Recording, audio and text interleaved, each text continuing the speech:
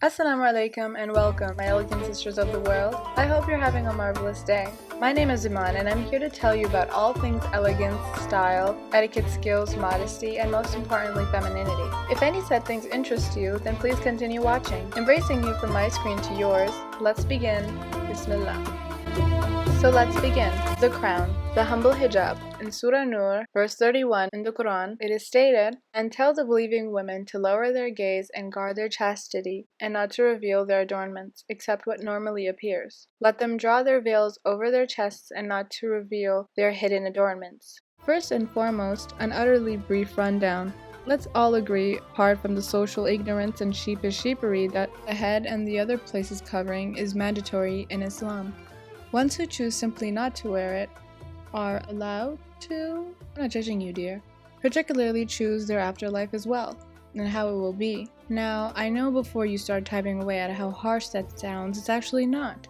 It's actually the least we as stunning Muslim ladies can do as a big first step to strengthen our relationship with Allah. That's like literally the first thing He asks from women who believe. There are more than 6,000 verses in the Quran, and then about a half a dozen other sources refer specifically to the way a woman should dress or walk in public. And this is where and why I thrive. But the reason I bring this up here in this portion of the video is because in the Quran and Sunnah, it is told the women in Islam to dress modestly, guard their chastity, and be covered. It's not a two-way street, regardless of what you see others doing. Now that we've gotten that out of the way, the hijab. What really is it? Synonym can be the crown for the Muslim woman. It is a one-sided representation of a woman's deen and her taqwa. The other just as important side is the inner relationship and mostly intention of her wearing the hijab, and then the actions she commits with it as well as her character, since everywhere around her will be a person curious of Islam and thinking of why she really is wearing that. This is why you must be self-aware and aware that you are in fact representing Islam and therefore act accordingly. And yes, I know it may sound difficult, but life isn't a sprint, it's a marathon. And throughout this journey, we will learn and adapt to many things, inshallah. But it's important to learn and have our hearts in the right place at least. Now, how to wear this, what I call the creme de la creme of your look, the belle of the ball, is that if it's being embraced and worn, it should also have an impact or some sort of control on your nafs, or your conscience. The number one thing about wearing the hijab is acting like you have it on and being aware of it in all social interactions. If someone honks you unjustly on the road, don't yell inaudibly through your car window and glare. If someone buds you in line, let them go. It's not that deep, like she's gonna get a 5% off discount or something. Totally useless. You need to protect your aura and your positivity and your peace. So by yelling or getting aggressive is not what Islam is all about. It's about peace. And quite frankly, this behavior is extremely unladylike as well. So, two birds, one stone. Shut up! Ones who embrace the hijab already don't have a sonder regarding this or really anything else in your life, since that also shows that you don't appreciate it enough. Take my analogy about the crown quite literally. It is a shiny, glamorous symbol of grace and royalty. How different is the hijab from that definition to you? If anything, I'd prefer the hijab over a crown any day, because you can't pull off a crown atop a hijab and white keds. The hijab, and this may be my bias, and if you are on this channel it should be yours too, is that it's literally a gift from Allah. If He is reminding us constantly the importance of it, and also asking our beloved Prophet ﷺ to remind the women on how to dress and behave, then imagine the power you have the potential of cultivating. In my last video, the part 1 to this, check it out, here it is, I talk about the concept of looking the part to then acting the part. Say you are playing a princess in a play, it's quite hard to do so when you are so used to being yourself, and really acting is not everyone's strongest suit. Hollywood is proving this to us nowadays, but anyway, yes, you nail the play because of how much of a boost in your performance and mannerisms it had. If your heart's in the right place, their acting is on point, why do they still need to wear a costume? Oh yes, that's because it doesn't matter how good your acting and character is, the audience won't believe it's the character because they are not identifying the character, they're identifying you. This makes sense here because the world isn't forever, so we are just technically playing a part in this world to just pass our test. the hijab sincerely works very likely the same. Your outlook makes all the difference and walks hand in hand with your character as the world views you and Islam. You need to at least have the intention of getting the hijab right. It is every Muslim's duty to strengthen their character, but with women it's their outlook that matters since they are created with perfection and gentleness. Frankly, when there's a couple walking by, I always notice what the sister is wearing and if her hijab matches her skin tone or how stunning the colors are in that outfit she chose. But never the guy. He's sort of just there. I mean, what's so colorful and alluring about a guy? Sorry, potential guys here. I have nothing to do with acting, so I don't know how I'm giving such detailed analogy, but hopefully you get the point. When you look like a princess or a queen, or you're simply just having a really good skin or hair day, guess what you do? You radiate that feeling onto your day, cherish that moment, and just because you feel good, you wish for it to stay with you forever. This is what the hijab really is. It's meant to cover the beauty of what's hidden within. And because that beauty is hidden, it only preserves and ripens the allure and mystery to only strengthen and grow. But you should know that your magnificence wasn't created for random Joes to look at and not appreciate. It's for yourself. It's for your confidence, your gratitude, your future person. And most importantly, it's to show Allah that you are grateful the way He made you and thank Him by rightfully acknowledging your responsibilities as a recherche lady. The woman is so precious to Allah. 3 surahs from the Quran are dedicated to women and specifically them. Surah Nisa, which means the women, Al-Maryam, and An-Nur. That He claims that He chose of all things in existence, that He so excellently created, made women the symbol of His true and divine beauty. Subhanallah. I mean, that really sinks in, doesn't it? The jilbab. The term jilbab refers to any long and loose fit coat or outer garment worn by some Muslim women. It is a head-to-toe minus the niqab, truly elegant and modest garment that provides carefree and clear confidence top to bottom. With its purely modest and inevitably feminine silhouette, it covers everything in the most delicate and poised way ever. Here's how to wear it. Made more bigger, more spacious and loose, way more room to breathe. Choose in fabrics that are more simpler and refined in taste. Comfort over immense style, so we're looking at jersey, viscose, rayon, a thicker silk if you're lucky, any thick-like material, dainty, thin, non-chunky, flashy jewelry on the hands. Henna is always a complimentary and is reminiscent of Eid. A cute and sleek satchel, an on-the-shoulder crossbody with gold hardware, darling little kitten-heeled boots, closed-toe slingbacks, or something barely there but keep the oomph. Keep in mind, kitten heels are best in the appropriate location and event. Things that'll ruin the jilbab. Belts, necklaces, unsuitable high heels, sheer and thin fabrics of your jilbab or your hijab, flashy rhinestone numbers that look very Dollarama-esque, or attracts attention in a not-so-classy way. Tight-fitting anything that throws off the balance of an elongated dolman-sleeved, slim, modest, feminine cut of the jilbab, versus a thick, chunky sweater cardigan from H&M or those enlarged puffer jackets over top just to clash the entire ensemble. Not to mention adding ostentatious brands with large overpowering logos, whether it be your go-to handbag or your coat, sunglasses, etc., whatever it may be. Please refrain. Please refrain. Next, we will be discussing some helpful clothing items and mantras to live by while creating this look for yourself, depending on your style, comfortability, and familiarity. Of course, the goal of these videos will be to come out of your comfort zone and find the right garment to fit your modest needs and uplift your style to achieve great elegance through actual modest and feminine fashion. Number 2. Body silhouettes. What fits and what doesn't. Sophia Loren said it best. A woman's dress should be like a barbed wire fence, serving its purpose without obstructing the view. To elaborate, of course, Sophia is telling us the importance of a well-structured dress and how it should be a garment that covers and therefore protects without distracting others, hence obstructing the view. Since our house is so incredibly expensive in value that you cannot even see it from the road, it needs twice more the protection and safety from letting any trespassers in, let alone catching their eye. Barbed wire fence equals dress and how you wear it. Obstructing the view equals you. Not devoting your life to fast trends and likings of others, but simply just being authentically yourself. When you're not, You become vulnerable, people can scan that, and you obstruct the views of yourself by condoning every Tom, Dick, and Harry. But oh yes, body silhouettes. I prefer the fruits over the shapes, except banana and apple sound a little harsh, referring only to the most in population, so if you aren't mentioned, do not pine.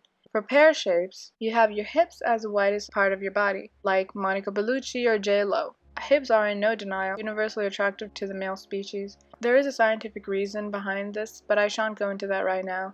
Focus on the top portion of your body by wearing brighter colors, fluffier tops, and darker colors should you choose a flowing skirt or a loose-fitted pants. Balance is the key to beauty, but it's important to embrace the unique thing about yourself, because that makes you you.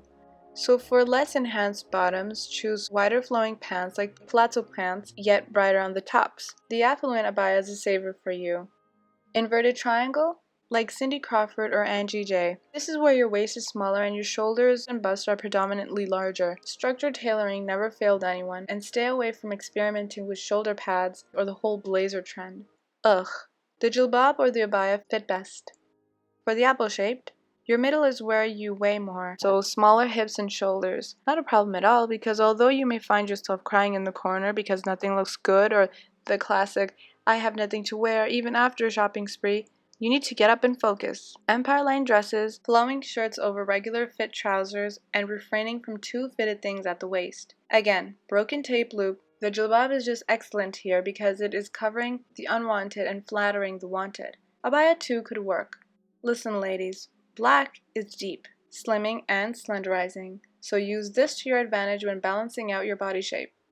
Hourglass? This is where your waist is the smallest part of your body and your hips and shoulders are larger and somewhat the same size. The skirt and boot look is a given. Literally anything for you works here, but remember to keep modest. Women are truly the epitome of beauty. Allah also claims this.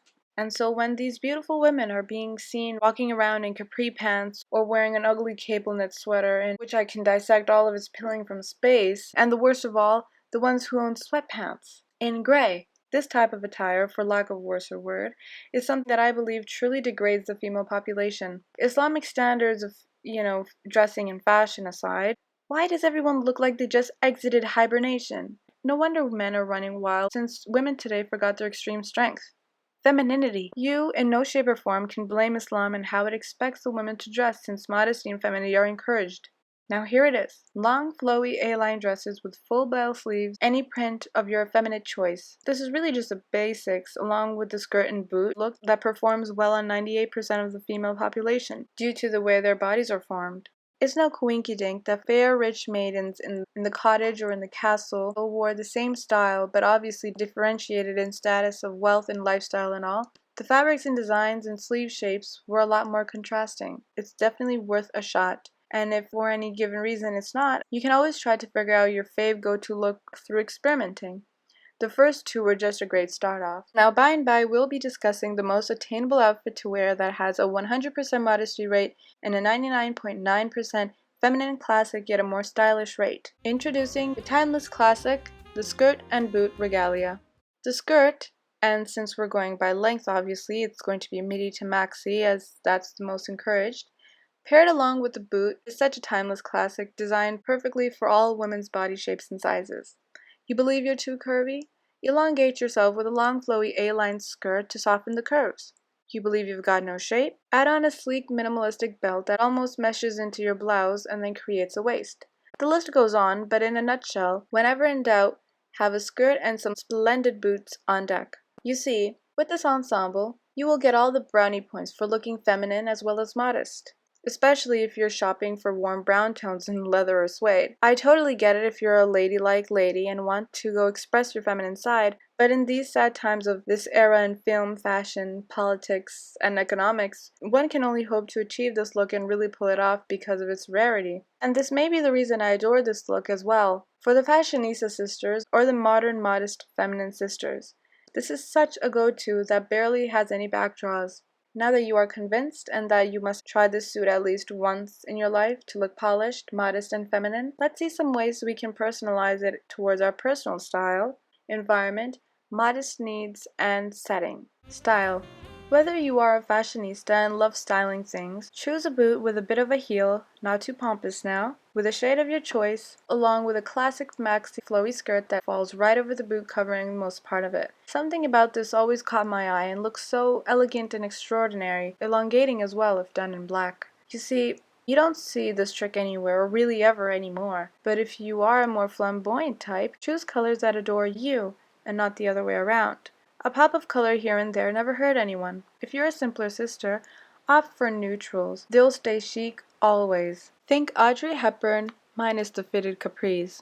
Environment. Depending on where in the world you live, it's important to keep in mind that the versatility of the skirt is incredibly high. Too hot a climate? Prone to sweating or running around all day? Choose a lighter or flowier fabrics in an A-line cut, straying away from a straighter, stiffer material as that just applies less room to breathe. Your boot of choice will most likely have to transform into a sandal or wedges if you're feeling girly. Ooh! Or maybe some splurge-worthy Tory Burch pearl flats or fringe floral mules. Très chic. Je l'aime. But having said that, the colder regions are only perfect for this look. When I see a skirt and a boot look, I automatically think fall or winter.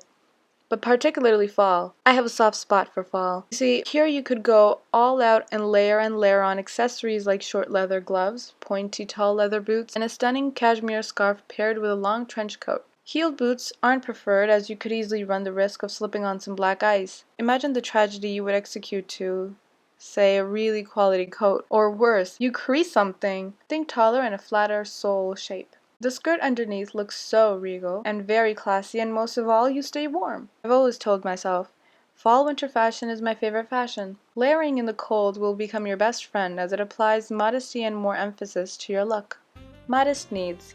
How this practices modesty so coherently well is that the shape and the structure of the body is barely being brought out to attention. In other words, you are concealed yet you still look feminine and identify as a stylish sister. There's no harm in looking classy or stylish. The harm comes in when your outlook overrules what intention you have while wearing really any other garment. Being aware of your body language and gait is key. If you were in your wedding dress, I doubt you'd want to stomp around and clump around in it and treat it as if you're in jeans. You wouldn't, because you know the mannerisms that go into dressing a more certain or more conservative way. Your gait must also be modest so you don't contradict your outlook. Stepping lightly, being polite, not smiling too much or too little, gently holding and carrying items, and not aggressively grabbing things. Sitting with your knees adjacent and back straight, hold the hump. Avoid unnecessary contact with the opposite gender. Stay pleasant and be present. This is mostly just proper etiquette of a lady. Oh, and won't you look at that? Islam too asks this of its women. Setting. The universal phrases of, there's a time and a place for everything. You wouldn't walk into a grocery store in a designer fur coat, and you wouldn't from an Islamic perspective also dress a specific way when you know men will be around. Dress fabulous with your sisters, because truthfully, they'll appreciate your love for pearls over rhinestones, or pastels over, dare I say, neon. Guys aren't the reason why we choose to wear silk over linen. The setting is. The setting is. As classified classy sisters, we do not identify with irrational settings and adapt to withering, unrealistic social expectations of beauty, but that's a whole other topic and video. It may be normal in the West to wear your brother's or whomever's hoodie and be considered on trend, but here's a real brief anecdote. It's the absolute opposite of elegance and feminine. A thing I see a lot nowadays is a whole get a girl who does both types of style. So I'm either perfectly wretched or I'm perfectly snatched. Why can't we strive to be moderately in the middle? Classy, modest, and feminine at all times. Not getting all sweaty and gross playing b-ball if you're sporty. You'll be left with frizzy hair or your hijab might not be intact. These are situations in which a true lady would consider before participating in a not-so-dainty environment. And there is no ultimate perfect feminine, unless if we're talking authenticity, and what style is authentic and character is to yourself. Feminine can mean colorful, bright colors and florals, or it can mean neutral perfectionist, with the main and the only focus being hygiene, which is also just right. Being mindful of what setting you are in, or will be in, will help a ton when shopping or picking out what to wear for the day. Number 5. Your grace? Don't let your clothes wear you. Your deportment, the most yet not so emphasized in the media, your body language, posture, and confidence are key. There is no way I would have ranted on and on about, and especially made 2 parts about how to dress and how to act modest, without addressing the most important thing of all, the thing that ties everything together. It's no secret that being confident about a situation doesn't help about 90% of the time. Confident people are looked up to in society and exemplify a great deal of motivation for others as well, which explains why they are easily liked, because they're easygoing, and we also want that for ourselves. It is interesting to note that in your stunning labels, you must not be a frumpy clunky monster. That is the ugliest effing skirt I've ever seen. No offense. That is only beautiful until its exterior ends. Walk with your back straight, head high, but steer clear of a slight scent of hubris. Oh, and if your shoe choice is heels, for whatever reason, make sure you practice around walking your room or secluded area to help getting used to turning, sitting, and posture with them on. If you overlook this, you could run the risk of looking like Bambi learning to walk, but in public. Ditch the embarrassment. That walk, oh my goodness, it was diabolical. In addition to this, if you neglect your mental health and emotions or newfound anxiety due to a fashion experiment, this could set off some internal and mental damages that can be mended not so swiftly. It is very important to be mindful of your fashionable presence and what aura you exude onto yourself and the world. Keeping a personalized floral, leather, or any other kind of eye-catching bejeweled journal should do the trick. Strive to write every day, if you can, something you learn about yourself after analyzing a day of being mindful even in the smallest unnoticeable things you think you do. It can be as important as to why you think that girl at the mall's ghastly shoes ruined her outfit, or how when you sit, you tend to plop down and destroy the pillows, or worse, slouching right after. Slouching is impermissible, and as humans, this is sadly comforting for some. Try to snap out of this habit at once. Fix your posture this instant. Once you realize that the self you are presenting is not so genuine to yourself, it will make you ever so more confident, merely because you are becoming more self-aware of yourself and your surroundings. The hoi polloi may try to offend you, however, in the process of your new elevation. You shall stay strong and put yourself on the pedestal you truly deserve to be on. And simply paying no mind to fashion victims is only the obvious thing to do here. But irregardless, I'm positive my channel can help with any backlash or piercing glares from your locals, but self-reflection and therapy definitely helps tenfold. A quote I once heard that really sunk into me was, "You wouldn't care so much about how people thought of you if you knew how seldom they did." This could lead to hollowness, shallowness, and ipso facto narcissism. Now, I'm not certified to diagnose you or anything, but I know enough that it could easily fall into the spectrum of it. Conclusion. Now, after having learned the true way to feminine and modest attire, and as a result elevating in demeanor and hopefully understanding on this topic, the haram police, as I've heard, and the fashion police will have their heads scratching and may possibly join forces against you. But you know what? Every good and kind soul has people who dislike them, and it's the ones who don't who have a problem on their hands. It's okay to not have someone appreciate your very classic and elegant look, being the skirt and the boot, or having people be injudicious about your jilbab. It shouldn't be enough to change yourself into inauthenticity and doubt in experimenting. But on the other hand, you needn't tip your nose up and look down at others simply because you think that hideous new hoodie is outrageously démodé. People should too have the right to style their own, I believe. Now remember, the golden rule from Hazrat Iman radiyallahu anhum. A conceited and self-admiring person is disliked by others. So to translate, when being fabulous in all aspects of your life, you should refrain from putting others down or looking down upon others, because this sprouts a little seed of arrogance, which will be the hardest, most difficult task to pull out once you realize it. And what if you don't? The first sin in existence was arrogance, so please be wary of this. With this in mind, thank you ever so for watching and tuning in. I really hope for us to be back soon with another video. If you also have any suggestions, you know where the comment section is. Wassalamu alaikum. Yours truly, Iman, humbly signing off.